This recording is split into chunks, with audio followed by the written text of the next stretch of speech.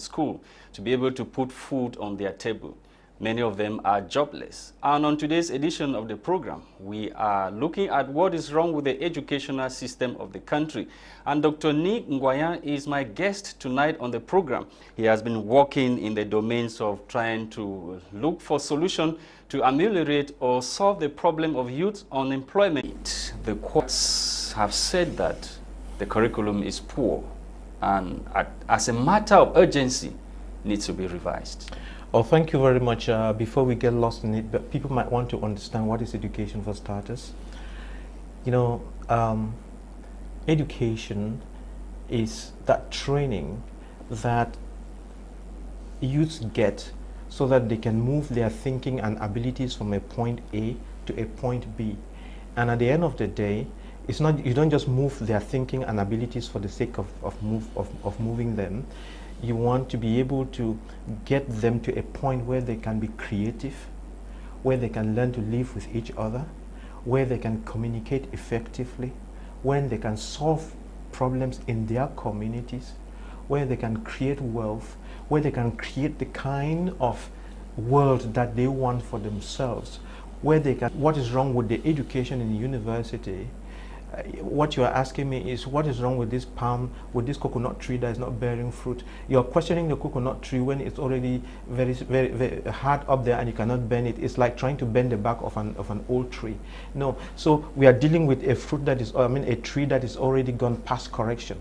So the question we should be asking is, what is wrong with our university, our educational process? And the educational process starts from when we are still kids.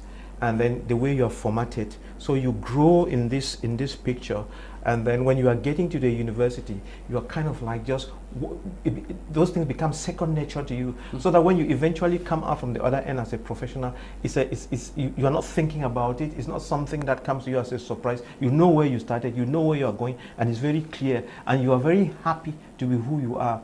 But the kind of education we've had so far, when you ask people what is education, oh, you go to school to read and write. No, that's not education. So basically what we have been doing is teaching our children to read and write. That's not good enough. The education, even when we think we have done very well, we make them pass on these kind of tests that don't even make sense, and they score A grades and so on. We think we are doing very well because the children scored A grades. No, it's not about those grades. It's about capacity. So if we step back again, we say education is to allow children first to know themselves, to know their environment, to know their community, to understand principles, because the world functions on principles. Whether you're talking physics, chemistry, biology, mathematics, when you're talking living together, all of these are principles. When you say principles is nature. How does nature work? Then they learn to work with nature to achieve, not against nature. You work with nature using the principles of nature, because nature is the truth. When you align yourself with the truth and work with truth, understanding the principles, you will get results. That's how it works. You sow, you will reap. That's how it works. So if you don't train your children to understand the concepts of nature and how nature works and how they can use those forces of nature to work for themselves, then of course the children will have a very hard time trying to row their boats upstream instead of going downstream. That is the point. Yeah, Doctor, recently 3 Cameroonian universities were classified or ranked amongst 100 best universities on the African continent. The universities of Yaoundé 1 and Buea, as well as Chang. Yaoundé 1 was ranked first in French-speaking Africa. Then we had the University of Chang and Buea. This news came as a shocker to many Cameroonians. Does this ranking conform with realities on the ground? What is? Don't get confused. Like when I'm talking with people, they would take something and say, look at this element. Because of this element, we are doing very good, and you get it all wrong. I'm glad you said that they ranked the University of Yaoundé First in Francophone Africa. For speaking French? French, yes. Speaking for speaking French? No, not speaking French. For in what? French speaking. In French speaking Africa. I thought you said for speaking French. I would have had the best laugh of my. No. Okay. See, I don't know what criteria they looked at, but more often than not, you know, they look at your presence on the web and what you are doing. That's why I asked, do they conform with the realities? No, on the it ground? doesn't conform. When we know that thousands of youths leave universities each year, but they are jobless, and unable to use the knowledge they acquire in school as per what experts are saying, to put food on their table. That's right. You know, the university rankings, we need to understand what criteria they are using to rank our universities. And for starters, it's very important to make everybody understand that there are two kinds of universities in the world. And Germany is a great example of those universities. And that is what the Ministry of Higher Education is also trying to do in Cameroon. We have these universities where you go and study theory and you get and you get certificates. That's what most of our state universities are doing. You just go study and get some subjects and some theory, and you are given a certificate. You can go up to PhD and you know how to tell a story. That's it. Okay. But now you also have the professional universities. Now, the professional universities are the ones that make things happen. So when you go to a country like Germany, you see those Mercedes cars, those BMWs and all those things. They are built by professionals, people who have gone to professional universities. But the physics that goes into making those cars, comes from the people in those theoretical universities. Of course, they also do practicals. Yes. The physics and the research and development comes from those universities, where they bring the information now into these other universities, where they change them into production and then to factories. Is it making some sense what I'm saying? Did you get what I'm trying to say? Following. Good. But if you have, and don't forget, back out there, we need to also step back again to say something and lay a certain foundation so people can understand us. It's about economics. Life is about economics. And the way life works, I think we have mentioned it, there are three things that make things happen. There's politics, or what you call policies. There's economics, which is Afenkap. Yes. And then there's development. When we are talking about development, two elements: the human capacity development and the infrastructural development, the development of logistics, whatever you call them. So, and whatever happens, it is the human person, which is the human capacity index, the human capacity development, is that human person who makes those things happen.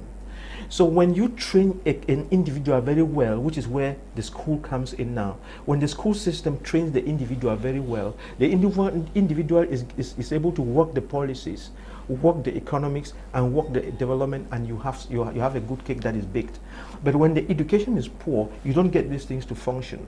So now we are, and another thing, we are talking about the economics over here. When you go to a country like Germany that is developed, go to Japan, go to Israel, go to Finland, go to Singapore, find out the systems that create wealth and development. Those systems are based on STEM: science, technology, engineering, economics, and mathematics. That's what makes industry work. You need a little bit of the social sciences to turn the machine around.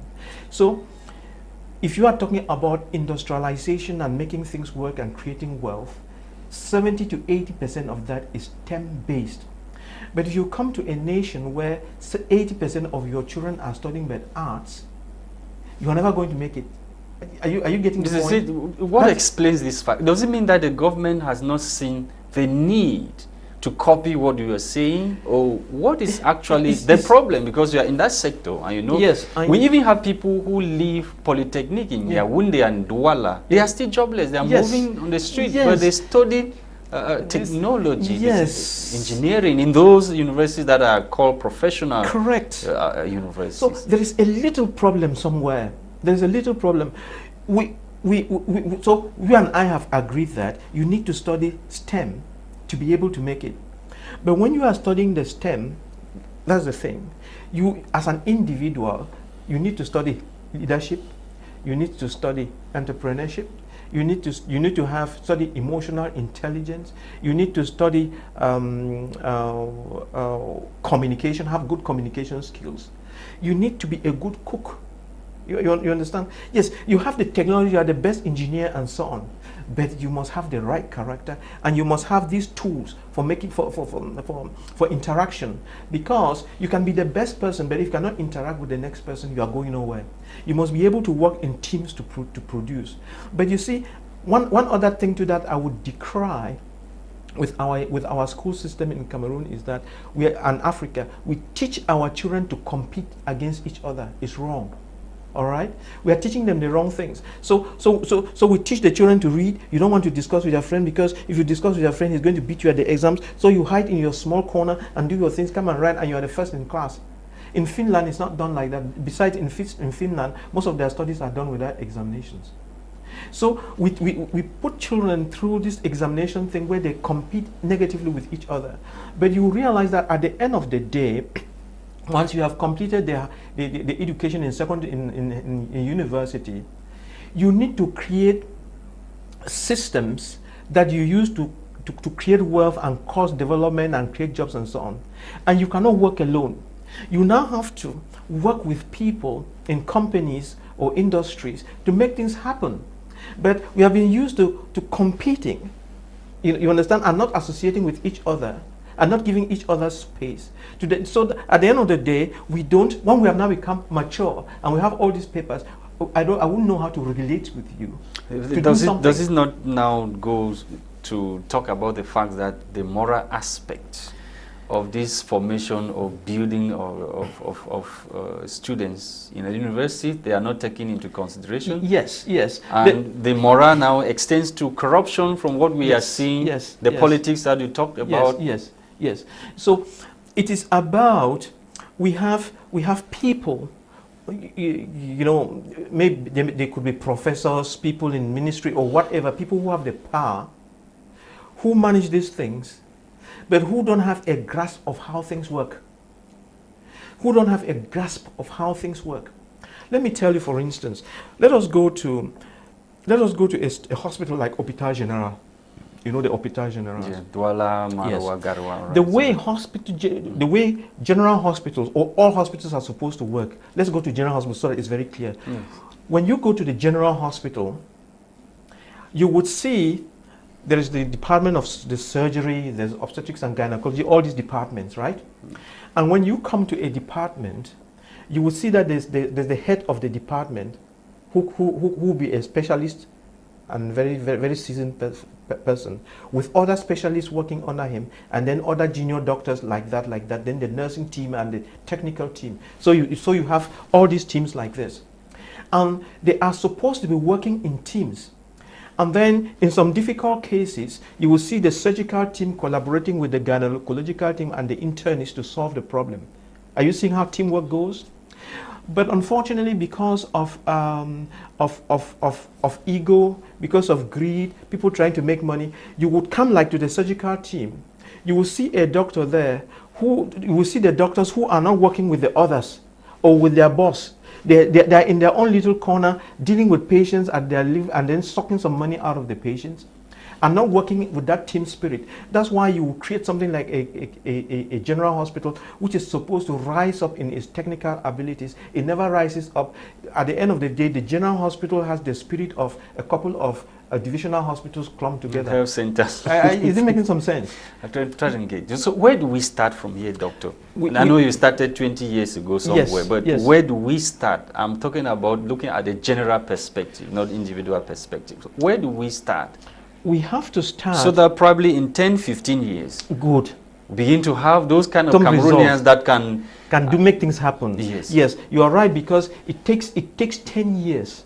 It takes 10 years of continuous hammering to change something in the system, to change a human behavior. So you are right when you said in 10, 15 years. And I read in a book, if you want to change something, let's say even in America, in the educational system and have results, sometimes it will take 30 or 40 years. So we need to be aware of it and be intentional about it and go for it and change it. Otherwise, we are going to be in a mess for a very long time. What does it take to carry out these reforms? Because the policy makers, they have to be involved. Yes, the policy to change the whole curriculum. Yes. You need it is going to be something tough. Yes. So first, it starts with the policy, which is the politics. So there must be people who control the policy who say, actually, this thing we have to make a 180 degrees turn on this thing. All right. I know that at the Ministry of Higher Education there are some changes. The curriculum is being revised, you know, and a lot of improvement is coming on. But you understand that, you know, even implementing it is not as easy as that. And these changes are not only supposed to be in the private higher institutes; they are supposed to be also in the state universities. So together we have to begin to have this mindset change, and we should be looking at what is done in. We don't just.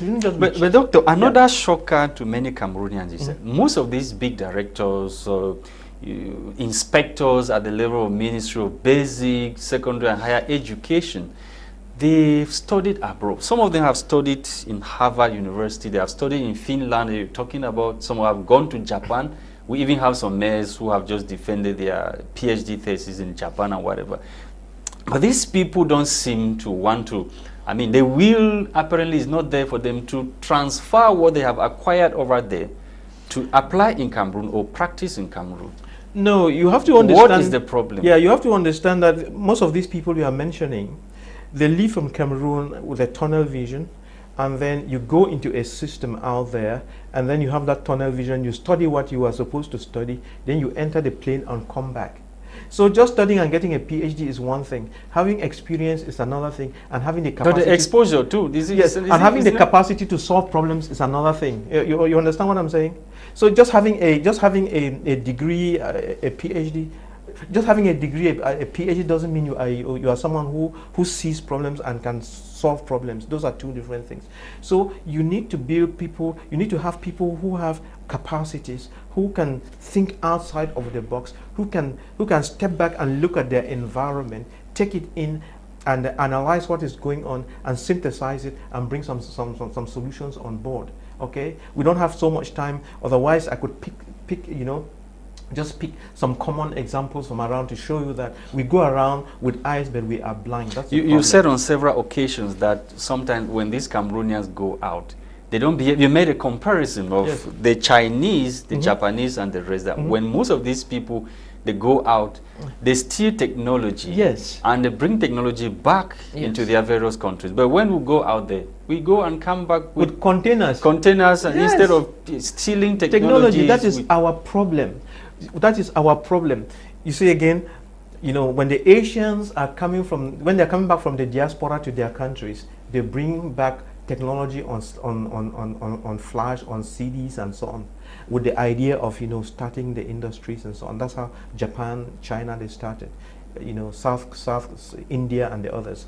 But for us, we only send 20, 40 foot containers of old stuff and so on.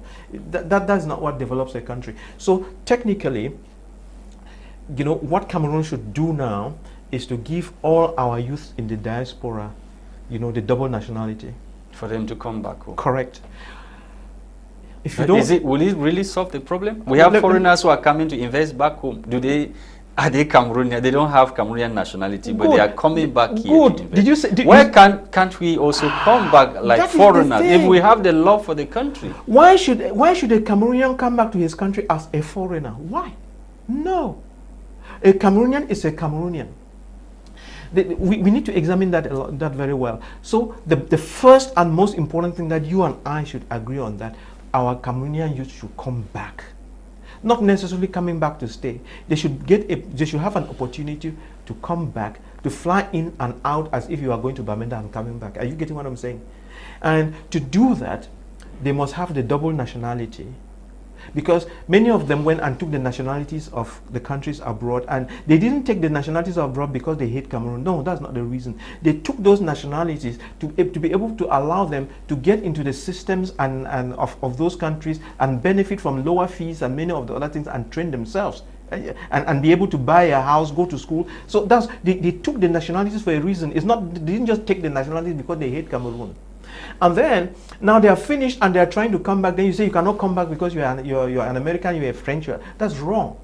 If we don't want to give them double nationalities, there is a way out. We can give them permanent residence permits. Because with that now, if they want to come to Cameroon, they don't need to go take a visa from the Cameroon embassy. You can imagine a Cameroonian going to the Cameroonian embassy to take a visa to come to his country. That's bullshit. So with this thing now, it's very bullshit. It's total bullshit. So they can now fly to the country. They can fly to the country at midnight, go back the next morning, fly again back the next day, and then things begin to happen. And then we give them the opportunity to come and begin to create industries in Cameroon. Not just coming back to come and eat corn and groundnut. No. To come and set up industries in Cameroon in collaboration with the youth that they left behind here. And then improve on the health sector, improve on the agriculture, improve on the educational system and so on. We need them to come and infuse what they have been learning over the years into our system, so that as we now recraft the new system, we have enough oil in the system to drive it forward. Is it making some sense? Doctor, you are a curriculum developer, like I mentioned earlier. What piece of advice do you have for most students who just enrolled this year at different higher institutions in the country? Let me say this, it is important. Because the message might be coming late now. Most of them have already enrolled. Advice that someone is giving you, say, take this, this route. So what is that piece of advice? If you want to go through the machine yourself and find it for yourself, that is getting the facts through experience, you will pay with a lot of time and resources and so on. Don't forget that when you go to university, you are studying, it's time that you are putting in, it's financial means and so on. You'll be putting financial means and time in the wrong things, and at the end of the day, you will not feed yourself. This is it. Don't go to the university to study subjects. Standalone subjects. Those standalone subjects are not helping anybody, any day, any time. They don't. So let's say, for example, I am studying history now. I enrolled to study history. How would I study that history to come out and do something that will put food on my table? That is the point. That is the point. I'm not saying we don't need. We need historians. Yes. We need people who have studied physics, maths, all these things. Okay. And if anything, actually, we need more. We need more people who study maths, who study physics, who study chemistry, who study biology, so that they can build a pool of children who would be following this STEM education. Are you getting what I'm saying? But now, if you go and look at our secondary schools and our university settings, 80% of our children are into the arts. That's why when what explains that fact? Is it because the sciences are difficult? Yes, difficult in quotes. It's because we have not had very, very good teachers who teach the children the sciences in a way that they can understand. You see, because we try to just imagine things and we teach science as if we were telling a story. Science is not storytelling. You demonstrate it and children see it. You know, when I was in secondary school in CPC Bali with my mates many years ago, we were taught by some teachers who came from Holland, and they were teaching us the way they teach their children in Holland. That's why we think differently and we work differently. I mean, in CPC Bali. And we were in secondary school, we were doing a lot of experiments, we could do a lot of things, we could tell you a lot about, we could tell a lot. In fact, by the time we left high school, we were feeling like small engineers. You understand? It's a mindset kind of thing. And so science is not something that you're going to be, you know, oh, the world is round. You know, and then people are imagining the world is round and so on. All those kind of things. No. You demonstrated what is the evidence that the world is round? What is the evidence that there's gravity? What is you answer it and you let children do it. And then it's not very difficult. You start these things from nursery school and the children grow with it. But when you have even teachers of science who were taught by some other teachers of science who were not very good. So at the end of the day, we have teachers of science who are not very good, and therefore the children can catch it. So what you are saying is that we have to reformat our teachers of science. Is making some sense? And then take many of these students who have graduated with mathematics, physics, chemistry, biology from our universities, and economics, and then give them some other extra classes, like for 1 year in practical work, in how to deliver and so on. And then these are the ones now that should be teaching in our primary schools and secondary schools. They will build a new crop, and those we make sure that in those primary and secondary schools we have laboratories to get the children going. It's very important. Yes, you're just talking in the light of reforms, and what kind of reforms do we need in our university system such that graduates can live and become self-employed? This is it. For any children who is going to any university of higher institute, the question is, what am I going to study? Ask yourself that question. Write it down. Write a composition and you answer these questions. The first question is, what? So we are going to answer 3 questions. What, why, and how. These 3 questions. What is it I'm going to study? The next question is, why am I studying it? You must answer the why. Don't just study for the sake of, am I going to study that subject because my friends are in that faculty? Why exactly am I studying history? Why am I studying geography? Why am I studying women and gender, these things? Why am I studying microbiology? Why am I studying physics? Why am I studying mathematics? You must answer the why question. Write it down. It's not just something. Write it down. Then in the third part is, how am I going to study it? How am I going to, how am I going to study? Because the way you study is important. And how am I going to use the knowledge at the end of the day? What will I be doing with it? It's very important. If you just go to the school for the sake of going, at 30 years when you have had a PhD, you still realize you'll be crying on the streets. And when you answer the why now, yes, and you come out, the reality is there, yes, to confront you. Yes. And if reality now becomes more than you, what, yes, will you do? Because knowing is one thing, the reality too, yes, is another. And check the reality before you start. Let's say I want to go and study banking and finance. Then look at all the children that have gone to banking and finance and have studied and have come out. Find out what percentage of them are working in banks. Find out how many of them have opened their own banks. Find out. Another way to rephrase all this is, to put it in context, is this.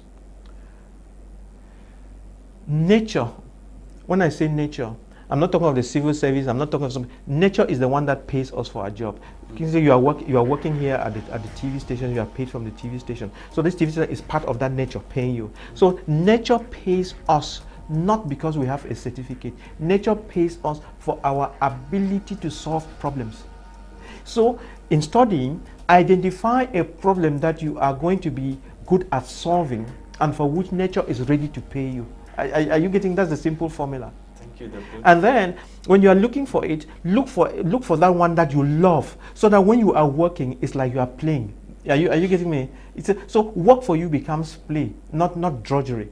It's very, very important that we keep that in mind. Thank you very much, Dr. Ngwaniam, for answering my call this day once again to talk higher education and the reforms that needs to be carried out in this sector to better develop the economy of Cameroon. Oh, thank you very much. It's very, very important to better develop the economy of Cameroon. We have to change very radically, because you see, we spend all our money importing things from abroad when we ought to be producing things here and exporting. And if we don't change that paradigm, we are going to be very poor. And the only way we can create jobs for our youth is for our youth to be able to create jobs here, and not, we have to stop selling raw material.